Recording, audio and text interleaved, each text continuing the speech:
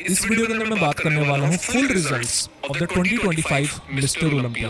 मतलब in short, अगर आप लोगों ने कोई भी चीज मिस कर दी है इन एक दो दिनों के अंदर, अगर आप लोग नहीं फॉलो कर पाए ओलंपिया, तो इस वीडियो के अंदर हम लोग रिजल्ट्स के साथ बात करेंगे, स्कोर कार्ड्स की, और क्या हुआ इस इवेंट के अंदर। एक तरीके से मैं एक समरी लेकर आ चुका हूँ इस पूरे इवेंट की। और फिर चाहे बात हो मेंस ओपन बॉडी बिल्डिंग की, या फिर क्लासिक फिजिक की, या फिर मेंस फिजिक की, सारे डिविजन्स के बारे में हम लोग बात करेंगे। एंड इवन यहाँ पर हम इंक्लूड करेंगे हमारे इंडियन बॉडी बिल्डर्स ने यहाँ पर कैसा परफॉर्म किया मिस्टर ओलंपिया में। तो मैं पहले डिस्क्लेमर देना चाहता हूँ कि ये वाली वीडियो लंबी होने वाली है, तो अपने साथ कोई मील रख लेना या कुछ अपना ट्रेडमिल पर ये वाली वीडियो देख लेना भाई, क्योंकि वीडियो लंबी होगी। तो without wasting any time, let's start the video.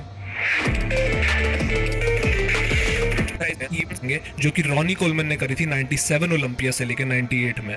और बहुत से लोगों ने ये बोला था कि Rubiel Mosquera before the event, before the pre judging, कुछ स्मोक कर रहे थे। हो सकता है अपने नर्व्स को काम करने के लिए वो चीज़ कर रहे हो, बट एक सीरियस प्रेप की रिक्वायरमेंट है नेक्जिला की तरफ से गाइस। यहाँ पर आती है इनकी 15th प्लेस। 14th प्लेस पर यहाँ पर आते हैं रीगन ग्राइम्स। और रीगन दोस्तों डेफिनेटली बड़े नजर आ रहे थे इस वाले शो के अंदर। कंडीशनिंग जो है इतनी, मैं बोलूँगा कि शार्प नहीं थी, और लाइटिंग भी इनको नहीं हेल्प कर रही थी अपनी कंडीशनिंग और अपनी सेपरेशन डिस्प्ले करने में। बट इनको देखा जा सकता है नेक्स्ट टू उर्स कैलेचिंस्की, और उनके साथ कंपैरिजन के अंदर देखा जा सकता है कि उर्स की लेग्स जो है ना वो ऑलमोस्ट सिमिलर साइज की है जो कि रीगन की हैं, और उर्स की स्मॉलर वेस्ट भी है, तो यहाँ पर उनको एडवांटेज मिल गया और रीगन के वो ऊपर आ गए। और स्कोर कार्ड्स को देखा जाए तो यहाँ पे देखा जा सकता है कि रीगन ग्राइम्स एक्चुअली में हार रहे थे नेक्जिला से भी प्री जजिंग के अंदर। वो 75 पॉइंट्स लेकर आए थे, जहाँ पर 70 पर थे नेक्जिला। लेकिन फाइनल्स के अंदर रीगन इंप्रूव होकर आए according to the score cards, और वर्स हो गए नेक्जिला, इसलिए रीगन यहाँ पर 14th प्लेस लेकर आते हैं, नहीं तो उनकी 15th प्लेसिंग ही बन रही थी। अगली प्लेस होती है 13th की, और 13th पर आते हैं उर्स कैलेचिंस्की, और इनका हो जाता है ओलंपिया में एंट्री गाइस। क्लासिक में नहीं, लेकिन मेंस ओपन बॉडी बिल्डिंग में इनका था Olympia debut in the men's open body building. और उर्स ने यहाँ पे बहुत ट्राई करी कि वो यहाँ पर फुल राउंड आए, लेकिन यहाँ पर उर्स ने सैक्रिफाइस कर दी अपनी कंडीशनिंग और डिटेल्स। और देखा जाए तो उर्स को फुल एज अ हाउस ही आना था। अगर वो नहीं आते ना फुल, तो फिर वो नहीं compete कर पाते और नहीं स्टैंड हो पाते नेक्स्ट टू दीस मॉन्स्टर्स। लेकिन उर्स के केस में देखा जा सकता है कि उन्होंने काफी अपने से भी बड़े बॉडी बिल्डर्स को बीट किया है, लाइक रीगन ग्राइम्स, नेक्जिला। और यहाँ पर देखा जा सकता है कि फाइनल्स में जजेस ने उर्स को बेटर पॉइंट्स दिए हैं, और वो इंप्रूव होकर आए थे फाइनल्स में। डेफिनेटली यहाँ पर वो टॉप 10 की प्लेसिंग नहीं क्रैक कर पाए उर्स, बट अभी उसको टाइम लगेगा। अभी ऑफ सीजन को करने दो 1 साल का, जब ये इंप्रूवमेंट लेकर आएंगे, जब वो साइज लेकर आएंगे, तब जो है ना मजा आएगा इनको देखने के अंदर। और ये टॉप 10 डेफिनेटली फिर ये क्रैक करने की कॉन्वर्सेशन पर होंगे अगले साल। और साथ ही में मैं दिखाना चाहता हूँ कि उर्स जो है ना उनको हादी के साथ देखा जा सकता है। जब वो ग्रुप्स के अंदर आए थे अपनी कॉल आउट के अंदर, जो स्टार्टिंग कंपलसरी राउंड होता है, तो Urs next to Hadi Choopan, जो कि आर्ग्यूबली जीत रहे थे वाला contest according to the people, उनके साथ वो कंपैरिजन में कैसे नजर आए आप लोग यहाँ पे ये देख सकते हो। 12th प्लेसिंग पर यहाँ पर आते हैं जॉर्डन हचिंस्टन। और स्कोर कार्ड्स को देखा जाए तो ये भी इंप्रूव आए, 60 पॉइंट्स लेकर आए थे प्री जजिंग में और 57 फाइनल्स में। मेरे को इनके बारे में ज्यादा पता नहीं है, लेकिन अगर आप लोग ने इनको देखना है तो ये कुछ इस तरीके से नजर आ रहे थे इस वाले कॉन्टेस्ट के अंदर। 11th प्लेसिंग पर हम लोग बढ़ते हैं, और 11th प्लेसिंग पर यहाँ पर आते हैं बहरूज तबानी, और बहरूज यहाँ पर आउटसाइड और टॉप 10 चले जाते हैं। और स्कोर कार्ड्स को देखा जाए तो यहाँ पर देखा जा सकता है कि बहरूज प्री जजिंग से लेकर फाइनल्स में वर्स आए। 55 वो पॉइंट्स लेकर आए थे प्री जजिंग में और 58 फाइनल्स में। मतलब अकॉर्डिंग टू द जजेस बहरूज वर्स होकर आए थे फाइनल्स के अंदर। एंड डेफिनेटली यार बहरूज के पास एक स्ट्रेस था आने का यूएसए में। 3 सालों से उनको रिजेक्शन मिल रही थी वीजा की, और 4th ईयर पर आकर उनको डेफिनेटली फाइनली वीजा उनको मिल गया यूएसए का, और वो यूएसए आगे कंपीट करने के लिए मिस्टर ओलंपिया के स्टेज पर। लेकिन वहीं पर बहरूज अपनी सिग्नेचर जो एकदम शार्प एकदम होती है ना, वो डाइल्ड इन फिजिक, वो हमको नहीं देखने को मिली बहरूज की तरफ से गाइस। मुझे ऐसा फील होता है कि अगर वो आ जाते हैं ना उस लेवल की कंडीशनिंग पर, तो वो डेफिनेटली थ्रेट होने वाले हैं, क्योंकि ईरानियन जेनेटिक्स यार सही में बहुत खतरनाक होते हैं। और वहीं पर आते हैं हमारी 10th प्लेसिंग पर आते हैं विटाली उग्लेनिकॉव, यानी कि गुड वीटो। अब विटाली यहाँ पर नीचे आते हैं विलियम बोनाक के, और मुझे ऐसा फील हो रहा था कि विलियम बोनाक क्यों वो ऊपर आ सकते थे। मुझे ऐसा फील हुआ कि थोड़ा और बेटर प्लेसिंग मिल सकती थी विटाली को इस केस में। विटाली की बॉडी यहाँ पर मैं कहूँगा कि बहुत अच्छी शेप के अंदर आई थी। उनकी बॉडी जो है प्रोपोर्शनेट लग रही थी जब वो फ्रंट डबल बाइसेप्स अपना पोज करके दिखा रहे थे। गुड वीटो अगर और मसल मास और कंडीशनिंग ले आते हैं तो डेफिनेटली यार थ्रेट बन सकते हैं वो फ्यूचर के अंदर। और निक वॉकर की जो राजगद्दी है ना, कि वो एक मास मॉन्स्टर कहलाते हैं। गुड वीटो यहाँ पर बहुत ही बढ़िया साबित हुए, और आगे जाके उनकी भी जगह ले सकते हैं निक वॉकर की। 9th प्लेसिंग पर यहाँ पर हमको नजर आते हैं विलियम बोनाक द कॉन्करर, और इन्होंने दोस्तों बेटर देन एक्सपेक्टेड यहाँ पर परफॉर्म करा।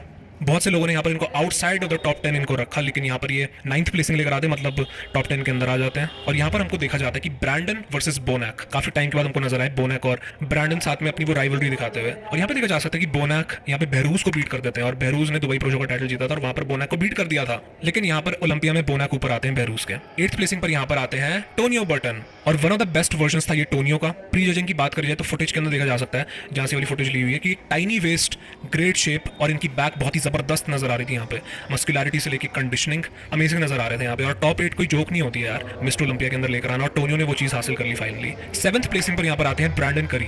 ब्रैंडन फाइनली दोस्तों अपना वो एक वर्जन लिया जो कि हम लोग देखना चाहते थे काफी टाइम से ब्रैंडन की तरफ से गाइस। पिछले कुछ सालों में ब्रैंडन ऑफ आ रहे थे, अपने बेस्ट पर नहीं आ रहे थे, ब्रैंडन काफी साइलेंट थे इस साल। वैसे तो हर साल ही साइलेंट होते हैं, बट इस साल कुछ ज्यादा ही साइलेंट है। किसी को कोई उम्मीदें नहीं थी यहाँ पे ब्रैंडन से, बट ब्रैंडन यहाँ पे एक ऑसम वर्जन लेकर आए, रिफाइंड लेग्स, इंप्रूव्ड लेग्स, जो कि हमेशा से ब्रैंडन का वीक पॉइंट रहा है। एंड यहाँ पर उन्होंने एक सीरियस प्रेप करके दिखाई, जो कि वो अपनी प्रेस कॉन्फ्रेंस में बोल रहे थे ब्रैंडन की मैं एक सीरियस प्रेप करके आऊंगा, तो वो करके आए थे। तो 7th प्लेसिंग यहाँ पे ले जाते हैं ब्रैंडन करी। वहीं पर देखे जाते हैं 6th पोजीशन पर यहाँ पे, जिनका नाम है निक द म्यूटेंट वॉकर। और निक वॉकर बहुत से लोगों के फेवरेट बॉडी बिल्डर होने वाले थे जब ये शो शुरू भी नहीं हुआ था। बहुत से लोग कह रहे थे कि यहाँ पे निक वॉकर मिस्टर ओलंपिया बन जाएंगे, बट एक शॉकिंग चीज हमको यहाँ पे देखने को मिली कि निक टॉप 5 भी नहीं क्रैक कर पाए। और निक का इतना लो प्लेस करना और आउटसाइड और टॉप 5 जाना, ये एक एनालिसिस अलग से डिजर्व जरूर से करता है। लेकिन निक जब स्टेज पर आए थे ना, जब स्टेज पर आ रहे थे, तो एक्सपेक्टेशन बहुत हाई थी निक वॉकर से कि वो एकदम जबरदस्त नजर आएंगे, नेक्स्ट लेवल नजर आने वाले हैं, क्योंकि अपडेट्स के अंदर ही निक ने वो एक्सपेक्टेशंस, वो अपनी हाइप बना ली थी। लेकिन वो एक्सपेक्टेशंस और वो उम्मीदें बहुत ही जल्द हमारी टूट गई थी जब हम लोगों ने निक वॉकर को एक्चुअली में देखा, जब वो परफॉर्म कर रहे थे। उनकी लेग्स एक बहुत बड़ा वीकनेस यहाँ पे नजर आती है, उनकी लेग्स पे बहुत कम मास था compare to his upper body. Upper body से मॉन्स्टर है निक, लेकिन लोअर बॉडी में वो मास नहीं है और वो साइज नहीं है क्वाइट ऑनेस्टली। और इनकी कंडीशनिंग में बोलूंगा कि ओके नजर आ रही थी, मैं ये नहीं बोलूंगा कि बिल्कुल ही ऑफ आए थे Nick Walker in terms of conditioning, but कुछ ग्लेयरिंग वीकनेसेस और इनका स्ट्रक्चर भी इनका एक स्ट्रॉन्ग पॉइंट में से नहीं है। तो निक वॉकर यहाँ पर 6th पोजीशन पर आते हैं। 5th पर यहाँ पर देखा जा सकता है मार्टिन फिट्जवाटर को, और यहाँ पे मार्टिन बीट कर देते हैं द म्यूटेंट को। प्री जजिंग के बाद ही हमको मालूम था कि निक और मार्टिन जो है कंपीट कर रहे हैं 5th और 6th पोजीशन के लिए, बिकॉज इन दोनों को ही जजेस ने हमारी जो सेकंड कॉल आउट होती है उसके अंदर मिडिल में रखा हुआ था, तो इन दोनों के बीच में कंपैरिजन था कि कौन लेकर आएगा 5th और 6th की पोजीशन। तो यहाँ पे 5th पर आते हैं मार्टिन फिट्जवाटर।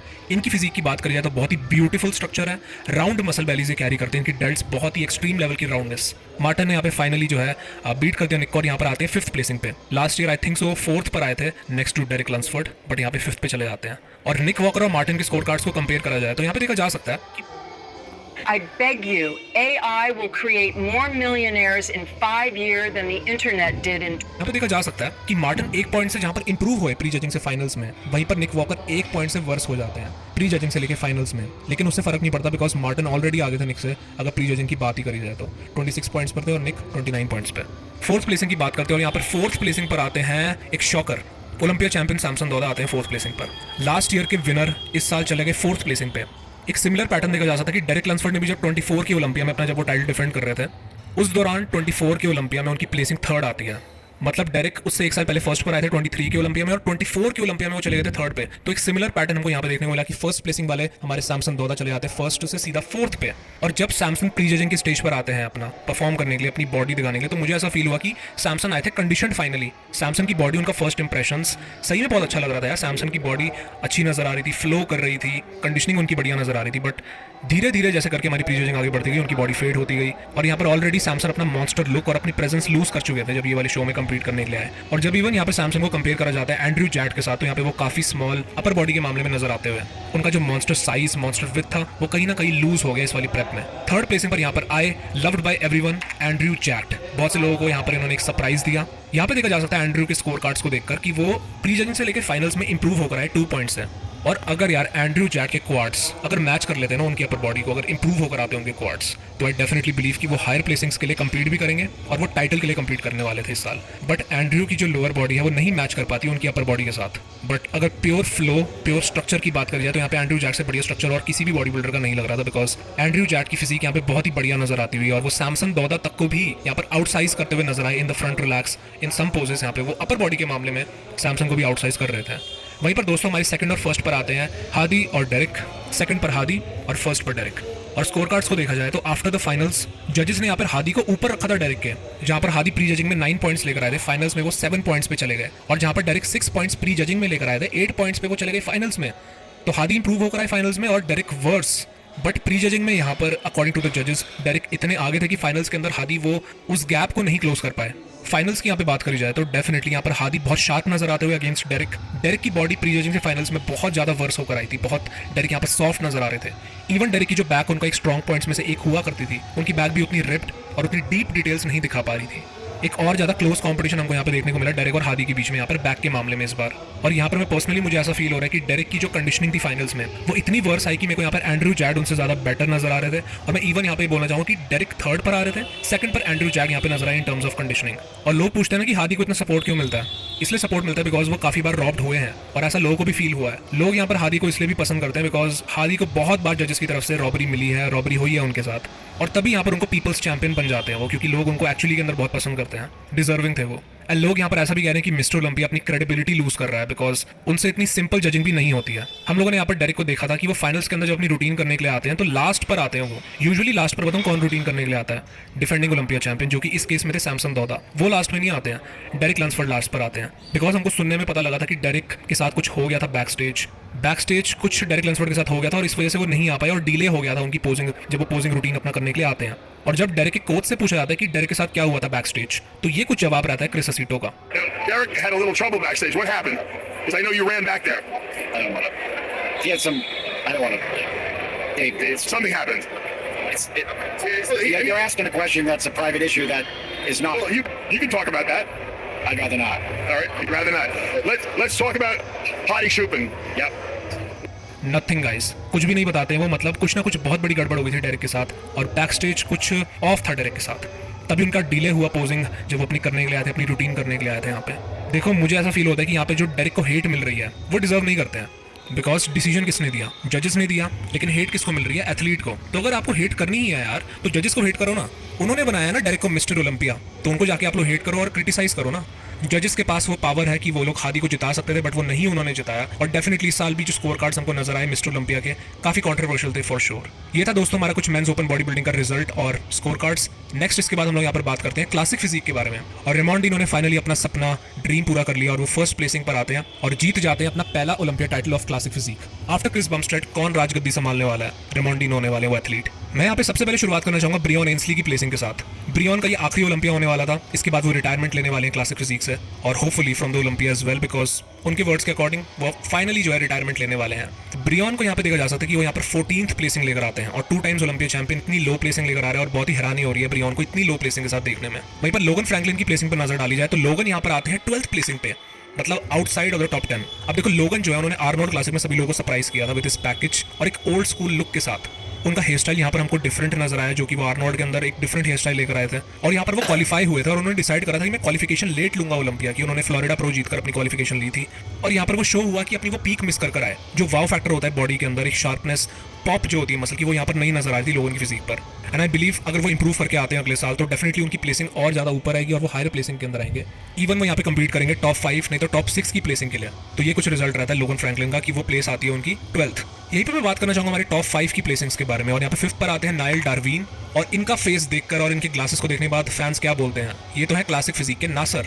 एंड गाइज डेफिनेटली इनकी बॉडी में ना एक ब्यूटी है, एक फ्लो है, एक स्ट्रक्चर है जो कि क्लासिक फिजिक को रिप्रेजेंट करता है। काफी ऑन आए थे यहाँ पर ये, इनकी कंडीशनिंग, इनकी फुलनेस, इनकी पीक बहुत यहाँ पे कमाल की नजर आती हुई गाइस। और नाइल ने यहाँ पे सही में यार बहुत कमाल का पैकेज डिस्प्ले करा है। 5th प्लेसिंग पर यहाँ पर ये आते हैं। 4th पर यहाँ पे देखा जा सकता है जोजेमा आते हैं and Jojema is an awesome body builder guys. Impressive vascularity इनके शरीर पर नजर आती हुई, एकदम कवर्ड थे ये वैस्कुलरिटी से, शार्पनेस थी इनकी बॉडी पे। एंड डेफिनेटली ये क्या आगे जाके मैं आप लोगों से पूछना चाहता हूँ कि क्या जोजेमा रेमोन के लिए आगे जाके थ्रेट बनेंगे। जजेस ने यहाँ पे जोजेमा और नाइल डार्विन को 4th और 5th कॉल आउट के लिए बुलाया था, मतलब 4th और 5th की प्लेसिंग के लिए एक अलग से सेपरेट कॉल आउट करवाई थी और इन दोनों को कंपेयर करवाया था। जोजेमा यहाँ पे बीट कर देते हैं नाइल को और आ जाते हैं 4th प्लेसिंग पे, वहीं पे 5th पर आते हैं नाइल डार्विन। नाउ अब हम लोग यहाँ पर बात करते हैं टॉप 3 की प्लेसिंग के बारे में गाइस। और 3rd पर आते हैं Terrence. You think a lot, you plan, you analyze, you make lists, optimize them, but never feel ready enough to begin. Terrence. 2nd पर माइक, 1st पर रेमोंडिनो। और यहाँ पर हम लोगों को स्कोर कार्ड्स देखने के बाद मालूम चलता है कि रेमोंडिनो यहाँ पर परफेक्ट स्कोर नहीं लेकर आए हैं। कई जजेस यहाँ पर प्रेफर कर रहे थे माइक की फिजिक को ओवर रेमोन और यहाँ पे अंत में देखा जा सकता है कि इन दोनों के बीच 1 पॉइंट का डिफरेंस नजर आ रहा है। 7 पॉइंट्स लेकर आते हैं रेमोंडिनो तो 8 पॉइंट्स पर आते हैं माइक समरफेल्ड। तो 1 पॉइंट का डिसीजन यहाँ पे दिया गया और बहुत क्लोज मुकाबला इन दोनों के बीच में यहाँ पे नजर आता हुआ गाइस। इस ओलंपिया में देखा गया कि माइक एक लोअर वेट कैप में कंपीट करते हुए नजर आए, जो कि पिछले साल माइक कंपीट कर रहे थे 212 LBS के। इस साल माइक को देखा गया कि वो सिग्निफिकेंटली एक लोअर वेट कैप के अंदर because of the lower height bracket के अंदर उनको कंपीट करता हुआ देखा गया। तो क्या इस वजह से माइक की फिजिक की जो प्रेजेंस थी और जो एक डोमिनेटिंग प्रेजेंस वो लेकर आते हैं, जो विथ लेकर आते हैं, क्या उस पर फर्क पड़ा? देखो डेफिनेटली थोड़ा बहुत तो देखो फर्क पड़ा ही है। माइक यहाँ पर इतने डोमिनेटिंग नहीं नजर आ रहे थे जो कि उनको आना चाहिए था अगर वो कंपीट करते 212 LBS के। बट अगर बात करी जाए विथ डिपार्टमेंट की, मतलब वो कितना वाइड आए थे यहाँ पे माइक, तो विथ के मामले में माइक में कोई कमी नहीं नजर आ रही थी और इवन कंपेयर टू रेमॉन यहाँ पर विथ के मामले में काफी अमेजिंग नजर आते हुए माइक समरफेल्ड। रफ डीजल के बारे में मुझे ऐसा फील हुआ टेरेंस के बारे में कि फाइनल्स में वो हल्का सा स्लाइटली कम कंडीशन के अंदर नजर आए, जो कि वो प्री जजिंग के अंदर अपनी बॉडी लेकर आए थे। और रेमॉन की बॉडी जो है दोस्तों यहाँ पर बहुत ही अमेजिंग अपनी नजर आई, अपने बेस्ट पर रेमॉन आए थे। रेमॉन की ना केवल सिर्फ बॉडी इंप्रूव हुई बट उनकी पोजिंग में भी काफी सिग्निफिकेंट इंप्रूवमेंट्स हम लोग को देखने को मिली है। और दोस्तों जो हम कहते हैं ना कि online rivalries, social media rivalries हम लोग बहुत बात करते हैं ना अपनी वीडियोस के अंदर, ऑन स्टेज और ऑफ स्टेज इस बार देखा गया कि एक कमराडरी देखी गई है क्लासिक फिजिक के एथलीट्स के बीच। राइवलरी देखो सिर्फ सोशल मीडिया तक ही होती है, बैक स्टेज और ऑन स्टेज यहाँ पर एथलीट्स ने अपना ब्रदरहुड दिखाया और एक कमराडरी दिखाई है अपने बीच में।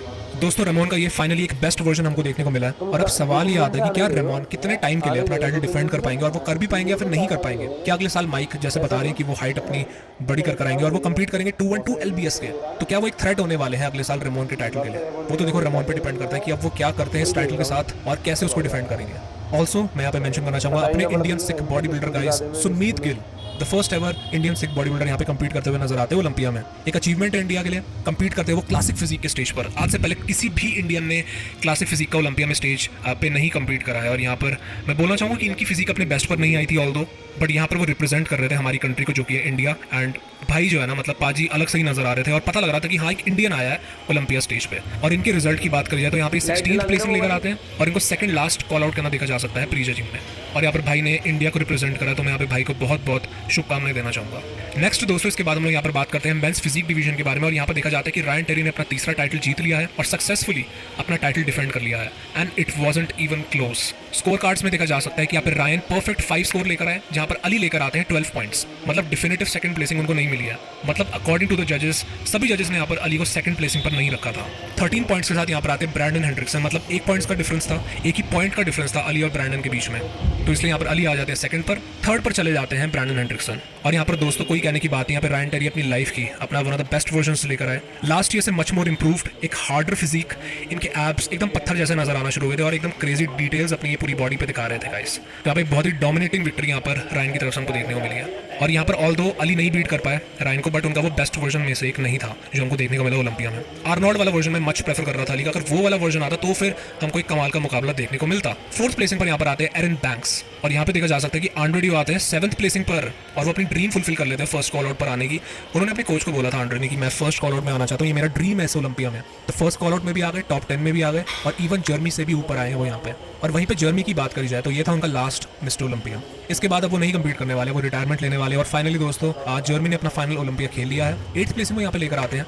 आई बिलीव जो जर्मनी है 2023 के ओलंपिया में वो 9th पर आते हैं और यहाँ पर 8th पर आए, तो एक इंप्रूवमेंट आई उनकी प्लेसिंग पे compare to his last Olympia. But दोस्तों अब वो फाइनली नहीं कंप्लीट करने वाले कभी भी ओलंपिया स्टेज पर, वो रिटायरमेंट लेने वाले। तो मैड रिस्पेक्ट फॉर जर्मनी ब्यूंडिया। और फाइनली दोस्तों मैं यहाँ पे बात करना चाहता हूँ हमारे इंडियन भाई, हमारे मनोज पाटिल भाई, जो कि अब प्लेसिंग के बारे में बात करी जाए तो ये आते हैं 16th प्लेसिंग पर और लास्ट कॉल आउट में इनको देखा जा सकता है एक्सट्रीम लेफ्ट पर इनको रखा जाता है। बट आई स्ट्रांगली बिलीव कि एक ऊपर की कॉल आउट लेकर आ सकते थे, 1-2 कॉल आउट ऊपर आ सकते थे मनोज पाटिल।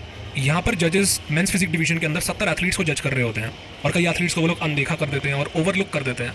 तो यहाँ पर मनोज पाटिल मुझे ऐसा फील हो रहा है कि उस चीज़ का शिकार बने हैं और ऊपर की भी कॉल आउट लेकर आ सकते थे, बिकॉज मनोज पाटिल का एक अमेजिंग वर्जन था। ही वॉज लुकिंग बिग, एक विथ जो होती है ना बॉडी में, वो यहाँ पर मनोज पाटिल लेकर आए और एक्सपेक्टेशन से काफी अच्छा उन्होंने अपनी बॉडी को वो लेकर आए और प्रेजेंट किया। पोजिंग में वो कॉन्फिडेंट नजर आ रहे थे एंड बाय फार ही उनका बेस्ट पैकेजेस में से एक था। And he worked really hard, उन्होंने बहुत मेहनत करी है यहाँ पर, उनके कोच ने भी करी है। तो मैं मनोज पाटिल और सिद्धांत भाई को बहुत बहुत शुभकामनाएं देना चाहता हूँ। और फाइनली उन्होंने अपना ओलंपिया का ड्रीम पूरा कर लिया। और फाइनली दोस्तों इसके बाद हम लोग बात करते हैं अपने 212 डिवीजन के बारे में। और यहाँ पर 212 में देखा जा सकता है कि कियोन पियर्सन ने डिफेंड कर लिया है सक्सेसफुली अपना टाइटल, तीसरी बार अपना वो टाइटल जीत चुके हैं, 3 कर लिया मतलब। और स्कोर कार्ड्स को देखा जाए तो यहाँ पे देखा जा सकता है कि प्री जजिंग में भी कियोन नहीं हार रहे थे शॉन क्लरीडा से। परफेक्ट 5 स्कोर उनको मिला है और 10 पॉइंट्स मिलते हैं शॉन क्लरीडा को। तो परफेक्ट जजेस ने रखा है फर्स्ट पर कियोन को और परफेक्ट सेकंड पर रखा है शॉन क्लरीडा को। हालांकि मैं ये बोलना चाहूँगा कि मैड रिस्पेक्ट है शॉन क्लरीडा के लिए, because he really brought a great package. एक शार्प और ग्रेनी लुक अपना लेकर आए जिसके लिए कि वो जाने जाते हैं और काफ़ी लोगों को अपने से भी बड़े बॉडी बिल्डर्स को ना शॉन बीट कर देते हैं उस लुक के साथ। कियोन हालांकि और टाइट होकर आए और हार्ड होकर आए फाइनल्स में, और फिर क्या कियोन ने क्लोज कर दिया वो दरवाजा जो कि कभी खुला ही नहीं था एट द फर्स्ट प्लेस। कियोन का दोस्तों अब अगला गोल होने वाला है कि वो प्राग में कंप्लीट करने वाले कुछ ही हफ्तों के बाद, और इस बार कंप्लीट करेंगे मेंस ओपन बॉडी बिल्डिंग में। तो ये दोस्तों कुछ रिजल्ट रहता है हमारा 212 डिवीजन का। एंड वहीं पे लूकस ग्रासिया आते हैं यहाँ पे 3rd प्लेसिंग पे और निहात काया आते हैं 4th प्लेसिंग पे। निहात एक काफ़ी यंग और अपकमिंग बॉडी बिल्डर है, तो जब अगले साल और इंप्रूव होकर आएंगे और अपनी बढ़िया इंप्रूवमेंट्स लेकर आएंगे तो हमको देखना पड़ेगा कि तब वो कैसा कंप्लीट करते हैं next to the Keone Pearson, Shaun Clarida, वो हमको देखना पड़ेगा। और फाइनली दोस्तों इसके बाद मैं यहाँ पे बात करना चाहता हूँ व्हील चेयर डिवीजन के बारे में। और फाइनली दोस्तों, एक इंडियन एथलीट जिनका नाम है राजेश जॉन, यहाँ पे देखा जा सकता है कि वो आते हैं थर्ड प्लेसिंग पे, और इतना प्राउड उन्होंने महसूस करवाया है इंडिया को। टोटल 10 कंपेटिटर्स होते हैं यहाँ पे, और यहाँ पे थर्ड प्लेसिंग लेकर आना इज नो जोक। जितनी इनकी तारीफ करी जाए उतनी कम है, और बिगेस्ट स्टेज पर थर्ड प्लेसिंग लाना इज नो जोक।